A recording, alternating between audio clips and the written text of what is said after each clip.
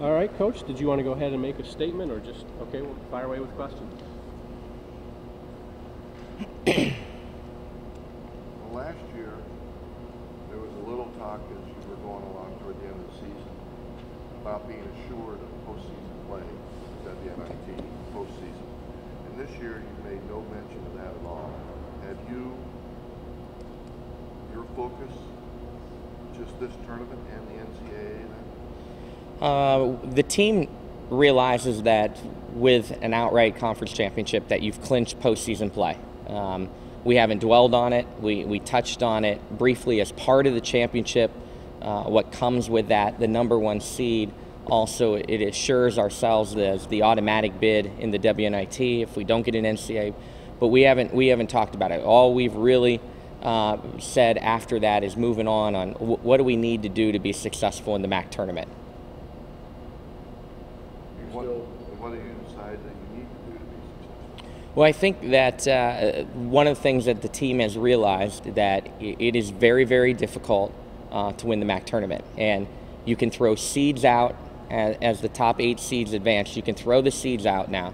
And no longer is it about the best team winning the conference. It's about the team who plays the best over a 4-day stretch is the team that's going to represent us in the NCAA tournament. So it doesn't matter if we finish 1st or 8th anymore. It just matters on at the end of 4 days, starting on Wednesday, someone's going to have played the best 4-day stretch of anyone there and be crowned the champion. And really, it's starting all over. Seeds don't matter anymore. It's a quintessential coach speak to say it's hard to beat a team 3 times. Having just gone through what you did with them last week, is it more than that? I mean, you've got a real challenge on your hands, perhaps? Absolutely. Miami's a tough matchup for us for a variety of reasons. One, I've said from the beginning, I picked them in the preseason to be the MAC East champ. I think they have tremendous individual talent. They can score in 5 positions. But what concerns you the most and what was prevalent down in their arena was their length can really disrupt you offensively, and we shot under 30%. So we've gone back and studied the film. We've talked to the kids, and we will continue to prepare over the last 48 hours before the game on how we can be more productive offensively, how we can try to find easier ways to score against their length, and get those baskets that we need. And then defensively, not letting anyone have a career night and guarding their individual talent and their strengths and hopefully disrupting them and making play to their weaknesses. But it's not necessarily beating them 3 times. It's just beating a talented team. You mentioned how tournament is different than the approaching games during the regular season. How do you approach it differently in terms of preparing for a tournament play? As preparation, this first game is going to be very similar to the preparation of any of the non-conference games because you've had time.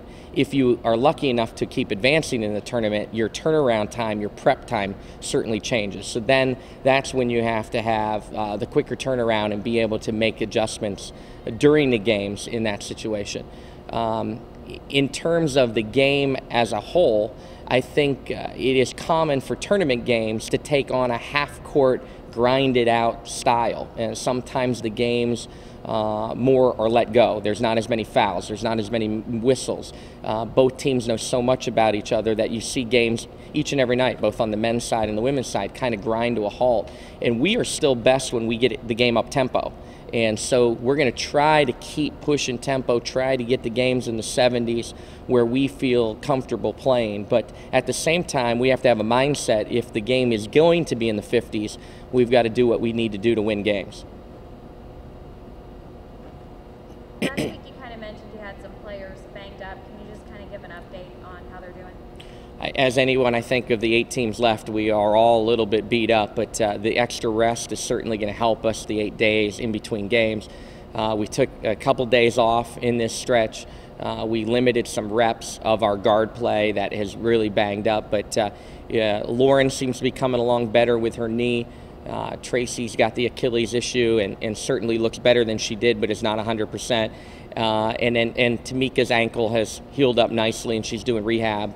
Also has some aches and pains that go along with it. So we're getting there, but certainly at this time of the year, I don't think anyone's ever 100%. Strange as it seems, Lauren's group, Tracy, that group is already juniors, and they've had nothing but heartbreak in the tournament so far. Do you think they feel any sense of urgency, even though they're juniors?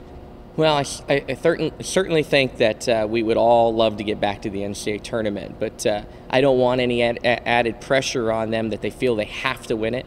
We just got to go try to do what we do and be the best team over the 4-day stretch. But certainly, they understand that their season hasn't ended in the MAC tournament the way they dreamed of, and they're cognizant of that. But I think it shows how hard it is to win at this time of the year. And one of our strengths is our prep, and the prep time is lessened as the tournament goes on, and we've got to find a way to overcome that. And because we're so good at prepping for teams, when we don't have that, it kind of equals the playing field, and we've got to continue to try to find ways to win in the short turnaround.